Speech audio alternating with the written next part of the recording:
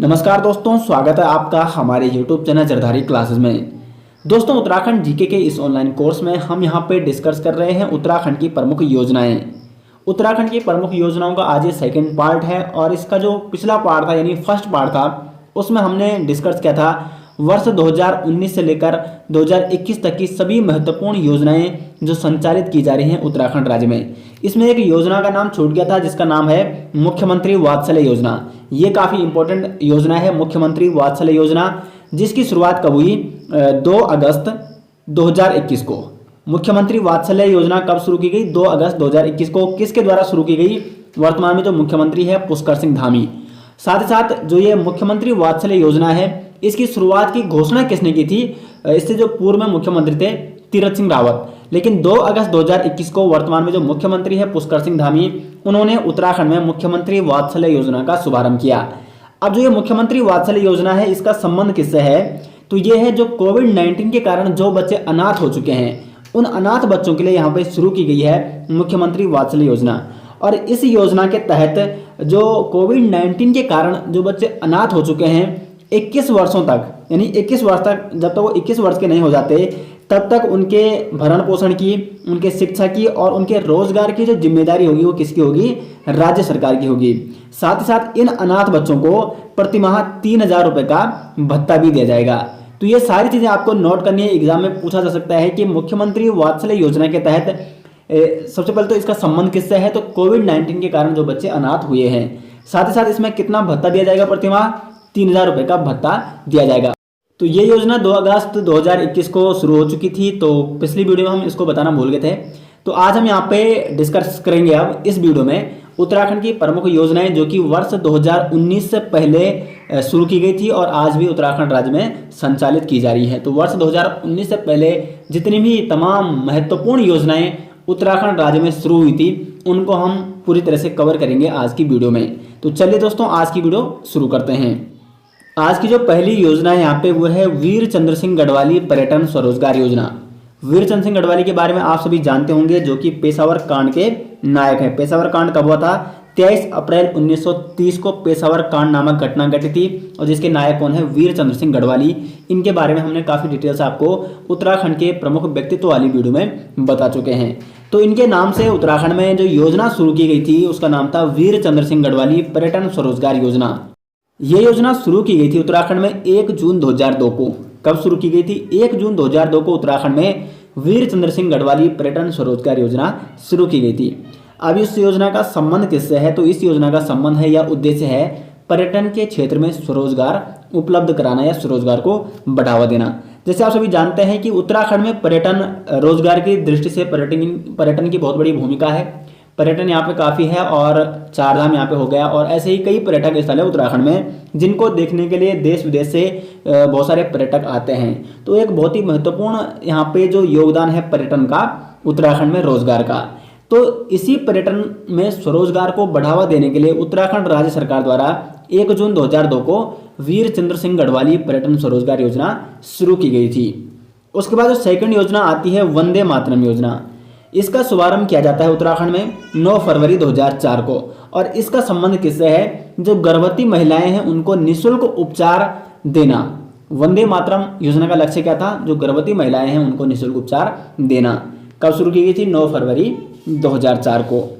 तीसरी परियोजना आती है यहाँ पे पर्यावरण मित्र परियोजना, पर्यावरण मित्र योजना। तीसरी योजना क्या आती है? पर्यावरण मित्र योजना, जिसका शुभारंभ किया गया था 11 मार्च 2006 को। अब देखो इस योजना से एक क्वेश्चन ये भी बन सकता है कि पर्यावरण मित्र योजना कहाँ से शुरू की गई थी? तो श्रीनगर गढ़वाल से सर्वप्रथम शुरू की गई थी पर्यावरण मित्र योजना। कब शुरू की गई थी? 11 मार्च 2006 को पौड़ी के श्रीनगर गढ़वाल से। और इस पर्यावरण मित्र योजना का मुख्य उद्देश्य क्या था? पर्यावरण संरक्षण को बढ़ावा देना, यानी जैविक और अजैविक कूड़े का निस्तांतरण करना। चौथी जो योजना आती है वो आती है दीनदयाल उत्तराखंड ग्रामीण आवास योजना। दीनदयाल उत्तराखंड ग्रामीण आवास योजना कब शुरू की गई थी? ये शुरू की गई थी 25 सितंबर 2007 को। कब शुरू की गई थी ये? 25 सितंबर 2007 को उत्तराखंड में दीनदयाल उत्तराखंड ग्रामीण आवास योजना शुरू की गई थी। इसका संबंध किससे है? तो नाम से आप लगा सकते हो, ग्रामीण आवास से संबंध होगा दीनदयाल उत्तराखंड ग्रामीण आवास योजना का। तो गरीब परिवारों को आवास या घरों की सुविधा उपलब्ध कराना, यही इस योजना का मुख्य उद्देश्य या संबंध था। पांचवी जो योजना थी वो थी आपातकालीन चिकित्सा सेवा योजना 108। ये काफी इंपॉर्टेंट क्वेश्चन है, यहां से बन सकते हैं एग्जाम में कि आपातकालीन चिकित्सा सेवा योजना 108 उत्तराखंड में कब शुरू की गई थी? 15 मई 2008 को। किसके द्वारा ये शुरू की गई थी? भुवन चंद्र खंडूड़ी, जो कि तत्कालीन मुख्यमंत्री थे उत्तराखंड के, इनके द्वारा 15 मई 2008 को उत्तराखंड में आपातकालीन चिकित्सा सेवा योजना 108 शुरू की गई थी भुवन चंद्र खंडूड़ी द्वारा। अब देखो, जो भुवन चंद्र खंडूड़ी थे, इन्होंने जो ये योजना शुरू की थी, ये योजना इन्होंने दीनदयाल उपाध्याय के नाम से शुरू की थी। तो एग्जाम में बन सकता है क्वेश्चन कि जो आपातकालीन चिकित्सा सेवा योजना 108 थी वो किसके नाम से शुरू की गई थी? तो पंडित दीनदयाल उपाध्याय के नाम से। अब जो ये आपातकालीन चिकित्सा सेवा योजना है, इसका संबंध किससे है? तो जैसे आप सभी जानते होंगे कि आपके गांव में, दूर दराज क्षेत्रों में अगर चिकित्सा से संबंध कोई प्रॉब्लम आती है तो आप तुरंत 108 नंबर डायल करते होंगे और आपके गांव में एक गाड़ी आती होगी। तो चिकित्सा के संबंध में कोई आपातकालीन स्थिति जब हो जाती है तो उसी से संबंध है यहाँ पे, मतलब उसका तुरंत इलाज कराना, उसको तुरंत जो वहाँ पे कोई हॉस्पिटल है, कोई अस्पताल है, वहाँ तक पहुँचाना, इसके लिए शुरू की गई थी ये आपातकालीन चिकित्सा सेवा योजना 108। अब यहाँ से एक और इम्पोर्टेंट फैक्ट ये है कि इसी योजना की एक सहायक योजना 17 अप्रैल 2012 को शुरू की गई थी, जिसका नाम क्या था? इसका नाम था डोली सेवा। तो डोली सेवा किसकी सहायक योजना है? आपातकालीन चिकित्सा सेवा योजना 108 की सहायक सेवा योजना है डोली सेवा, और इसका शुभारंभ किया गया था 17 अप्रैल 2012 को।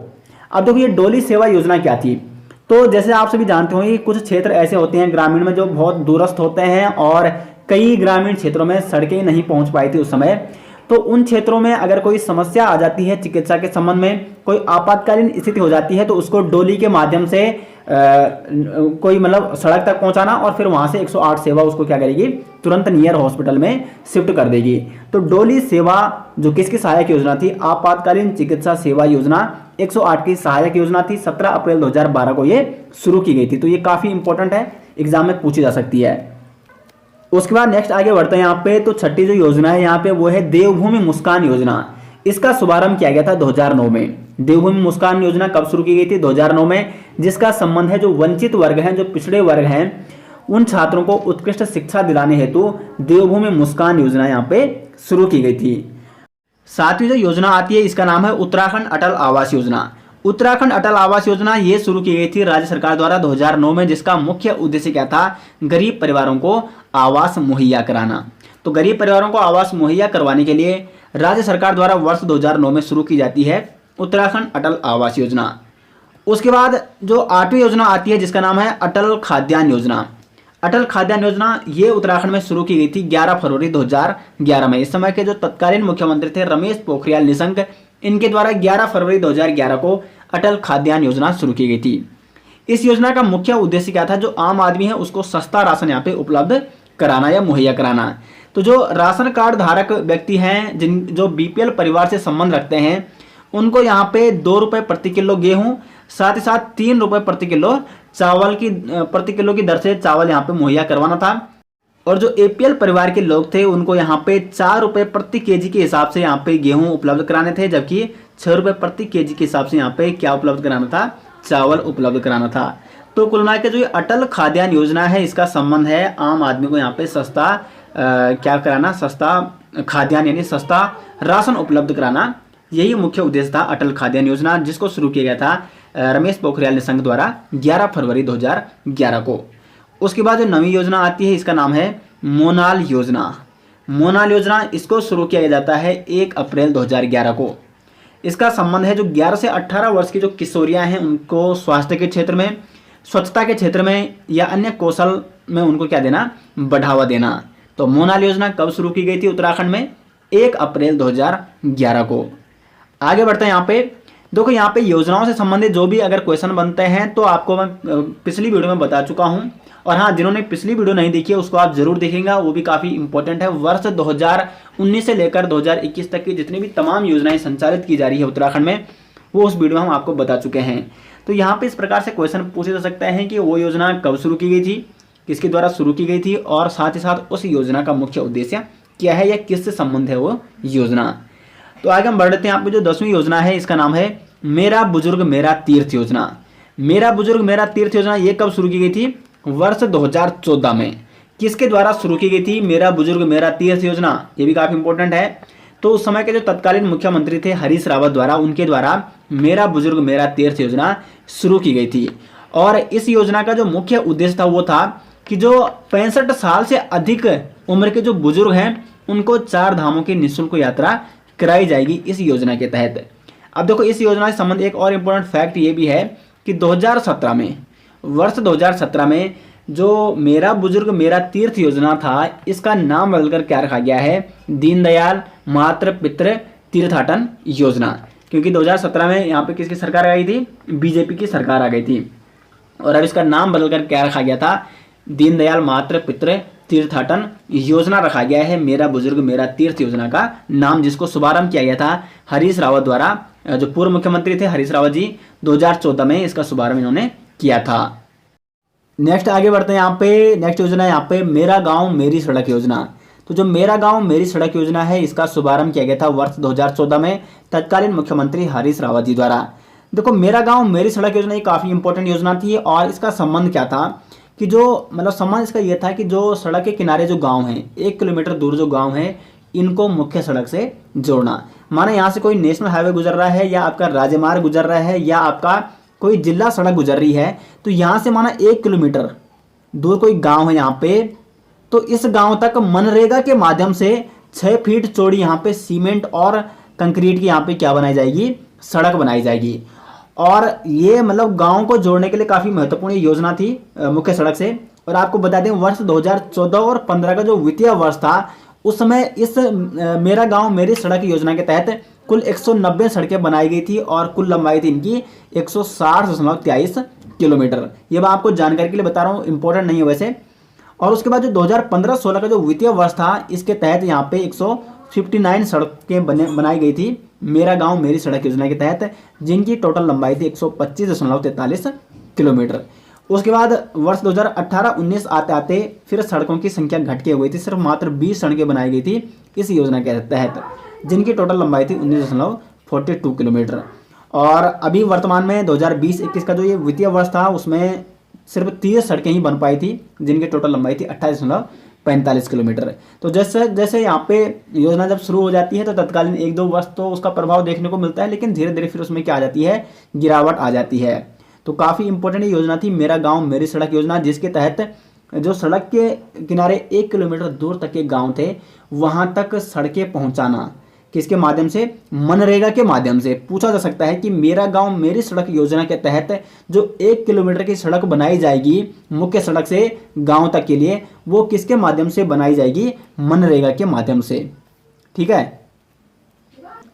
उसके बाद 12वीं योजना थी यहाँ पे मेरा गांव मेरा धन योजना। ये भी आपकी 2014 में शुरू की गई थी। और इस योजना का जो मुख्य लक्ष्य था वो था कि यहाँ पे भवन निर्माण के लिए, निवेश के लिए लोगों को यहाँ पे प्रोत्साहित करना। और माना सपोज देखो कोई गांव वाला एक भवन का निर्माण करता है तो उसको सरकार वहाँ पे किराए पे लेगी, जिससे वहाँ पे उसको फायदा, उसको किराए मिलेगा, उसको वहाँ पे रोजगार उपलब्ध होगा उसको। तो मेरा गांव मेरा धन योजना जिसका मुख्य संबंध किसे था? कि भवन निर्माण से। यहाँ पे कुल मिला के जो गांव के लोग हैं उनको भवन निर्माण के क्षेत्र में निवेश के लिए प्रोत्साहित करना। तो देखो यहाँ पे ये तीनों योजना, मेरा बुजुर्ग मेरा तीर्थ योजना, मेरा गांव मेरी सड़क पर योजना और मेरा गांव मेरा धन योजना, ये तीनों योजना कब शुरू की गई थी? वर्ष 2014 में। उसके बाद 13वीं जो योजना आती है यहाँ पे, इसका नाम है तीलू रौतेली विशेष पेंशन योजना। तीलू रौतेली विशेष पेंशन योजना उत्तराखंड में शुरू की गई थी 1 अप्रैल 2014 में। ये भी काफी मोस्ट इंपोर्टेंट आप इसको कर दो, तीलू रौतेली विशेष पेंशन योजना जो कि शुरू की गई थी 1 अप्रैल 2014 में। और इसका मुख्य उद्देश्य क्या था? देखो जब शुरुआत में ये योजना प्रारंभ की गई थी तो ये सिर्फ महिलाओं के लिए थी। और इस योजना का जो मुख्य उद्देश्य था वो था कि कृषि क्षेत्र में जो कोई महिला मतलब 18 से 60 वर्ष तक की जो महिलाएं हैं, यदि कृषि क्षेत्र का कार्य करते करते वो विकलांग हो जाती हैं तो उनको राज्य सरकार क्या करेगी? यहाँ पे लाभ देगी या राज्य सरकार के माध्यम से उनको पेंशन मिलेगी या कुछ लाभ दिया जाएगा। लेकिन उसके बाद ये पुरुषों के लिए भी शुरू की गई। और अब ये जो तीलू रौतेली विशेष पेंशन योजना है ये महिलाओं और पुरुषों दोनों के लिए है। और 18 से 60 वर्ष तक के महिलाएं या पुरुष जो भी यहाँ पे क्या है, कृषि कार्य करते हुए विकलांग हो जाते हैं तो उनको सरकार के माध्यम से इस योजना के तहत लाभ दिया जाता है, पेंशन दी जाती है, तीलो रौतेली विशेष पेंशन योजना के तहत। तो संबंध क्या है यहाँ पे, कृषि कार्य करते हुए विकलांग लोगों के लिए ये योजना शुरू की गई है, तीलो रौतेली विशेष पेंशन योजना। कब शुरू की गई, 1 अप्रैल 2014 को। उसके बाद 14वीं जो योजना है यहाँ पे किसान प्रोत्साहन पेंशन योजना। किसान प्रोत्साहन पेंशन योजना, इसका शुभारंभ किया गया उत्तराखंड में 15 अगस्त 2014 को। और जो ये योजना थी इसका संबंध है यहाँ पे जो 60 वर्ष या इससे अधिक उम्र के जो किसान हैं और उनके पास यदि मात्र 2 हेक्टेयर भूमि है, यानी 2 हेक्टेयर भूमि पर वो कृषि करते हैं, 60 वर्ष से अधिक के ऐसे किसान, इनको यहाँ पे राज्य सरकार की तरफ से 1000 रुपये प्रति माह क्या दिया जाएगा, पेंशन दी जाएगी किसान प्रोत्साहन पेंशन योजना के तहत। तो एग्जाम में इस प्रकार से भी क्वेश्चन बन सकता है कि जो किसान प्रोत्साहन पेंशन योजना है इसमें जो एज लिमिट है किसान की वो कितनी है, तो 60 वर्ष से अधिक, और पेंशन कितने मिलेगी, प्रतिमाह 2000। लेकिन भूमि कितनी होनी चाहिए उसके पास, मात्र अगर 2 हेक्टेयर है। अगर इससे ज़्यादा भूमि है तब वो किसान उस दायरे में नहीं आएगा। इस किसान प्रोत्साहन पेंशन योजना के दायरे में मात्र वो किसान आते हैं जिनकी उम्र 60 या 60 वर्ष से अधिक है, साथ ही साथ उनके पास कितनी भूमि है, 2 हेक्टेयर भूमि पर वो यदि कृषि कार्य करते हैं। तो कब हुई थी यहाँ पे किसान प्रोत्साहन पेंशन योजना की शुरुआत, 15 अगस्त 2014 को। उसके बाद 15वीं योजना यहाँ पे खिलती कलियां योजना। खिलती कलियां योजना, इसका शुभारंभ किया गया 14 अगस्त 2015 को, और किसके द्वारा, तत्कालीन जो मुख्यमंत्री थे हरीश रावत। ठीक है, इसका शुभारंभ भी हरीश रावत जी द्वारा किया गया और खिलती कलियां योजना का शुभारंभ भी हरीश रावत जी द्वारा किया गया 14 अगस्त 2015 को। जिसका मुख्य उद्देश्य क्या था, खिलती कलियां योजना का जो कुपोषित बच्चे हैं उनको नियमित मात्रा में पोषक तत्व दिए जाने से संबंधित थी यहाँ पे खिलती कलियां योजना। उसके बाद 16वीं जो योजना आती है जिसका नाम है इंदिरा अम्मा योजना, ये भी काफ़ी इंपॉर्टेंट है। इंदिरा अम्मा योजना ये कब शुरू की गई थी, 15 अगस्त 2015 को उत्तराखंड में इंदिरा अम्मा योजना शुरू की गई थी। इंदिरा अम्मा भोजनालय आपने सुना होगा। तो इंदिरा अम्मा योजना, इसके तहत क्या हुआ था कि जो 20 रुपये प्रति थाली, यहाँ पे 20 रुपये प्रति थाली की दर से सस्ता और गुणवत्तापूर्ण भोजन यहाँ पे उपलब्ध कराना था इंदिरा अम्मा योजना के तहत। आपने देखा होगा कई शहरों में यहाँ पे इंदिरा अम्मा भोजनालय आप गए भी होंगे और देखे होंगे आप में। तो वहाँ पे क्या होता है कि 20 रुपये प्रति थाली की दर से आपको वहाँ पे भोजन मुहैया करवाया जाता है। उसके बाद 17वीं जो योजना है उसका नाम है पालना योजना। पालना योजना कब शुरू की गई थी, 3 अक्टूबर 2015 को। किसके द्वारा, तत्कालीन जो मुख्यमंत्री थे हरीश रावत। देखो आप यहाँ पे जितनी भी योजनाएं हैं आप कार्यकाल आप देख सकते हो किस मुख्यमंत्री का कार्यकाल उस समय रहा होगा, तो उसी के द्वारा वो योजना वहाँ पे शुरू की गई है। तो पालना योजना ये शुरू की गई थी 3 अक्टूबर 2015 को हरीश रावत जी द्वारा। और ये किससे संबंधित है, तो ये थी अनाथ बच्चों को गोद लेने से संबंधित। आप इस शब्द से ही लगाते हो, पालना वो आता ना, मतलब पालन पोषण करना, तो किसी का पालन पोषण करना यानी उसको गोद लेना। तो यही है, अनाथ बच्चों को गोद लेने के लिए उत्तराखंड में यहाँ पे पालना योजना शुरू की गई थी 3 अक्टूबर 2015 को। उसके बाद 18वीं जो योजना यहाँ पे वो है मेरा पेड़ मेरा धन योजना।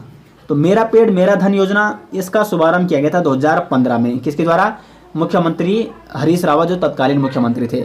इस योजना का मुख्य उद्देश्य था पर्यावरण संरक्षण।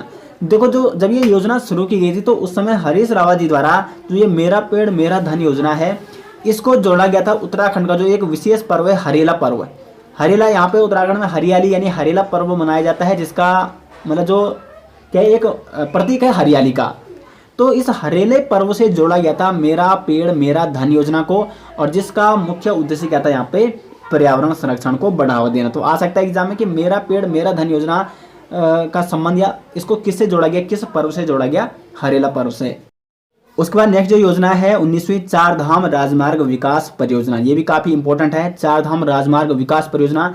आप जो देखते होंगे उत्तराखंड में जो ऑल वेदर रोड बनी है वो इसी योजना के तहत बनाई गई है। तो चार धाम राजमार्ग विकास परियोजना, इसका शुभारंभ किया गया था 27 दिसंबर 2016 को। किसके द्वारा किया गया था, प्रधानमंत्री नरेंद्र मोदी जी द्वारा। और कहाँ किया गया था, देहरादून के परेड ग्राउंड में 27 दिसंबर 2016 को प्रधानमंत्री नरेंद्र मोदी जी द्वारा चार धाम राजमार्ग विकास परियोजना की शुरुआत की गई थी। मुख्य उद्देश्य क्या था, उत्तराखंड में जो चार धाम है इनको ऑल वेदर रोड से जोड़ना। और इस योजना की जो कुल लागत थी वो थी 12,000 करोड़। कितने थी 12,000 करोड़ इस चार धाम राजमार्ग विकास परियोजना की क्या है, कुल लागत है। और इसके तहत यहाँ पे जो कुल सड़कें बनाई जाएगी उनकी कुल लंबाई है मतलब कुल 889 किलोमीटर तक की यहाँ पे सड़कें बनाई जाएगी इस परियोजना के तहत, जो ऑल वेदर रोड में आती है। और आपको बता दें कि सड़कों का यहाँ पे चौड़ीकरण काफ़ी किया गया और कुल मिला के 10 मीटर चौड़ीकरण, ठीक है, 2 लेन यहाँ पे सड़कें बनाई जाएगी जिसके तहत 10 मीटर इनका चौड़ीकरण किया जाएगा। तो आपने देखा होगा आपके मतलब जो भी 4 धाम जो नेशनल हाईवे आते हैं जो 4 धाम को जोड़ते हैं वो सभी यहाँ पे ऑल वेदर रोड के तहत वहाँ पे उनका चौड़ीकरण यहाँ पे किया जा रहा है।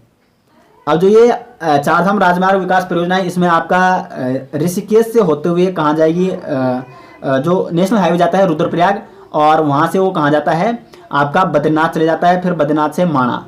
तो एक तो ये आता है इसके अंतर्गत ऑल वेदर रोड के अंतर्गत। फिर यहाँ से रुद्रप्रयाग से जो केदारनाथ यानी गौरीकुंड तक जो जाती है रोड, वहाँ से केदारनाथ आप जा सकते हो पैदल, गौरीकुंड तक ये सड़क जाती है।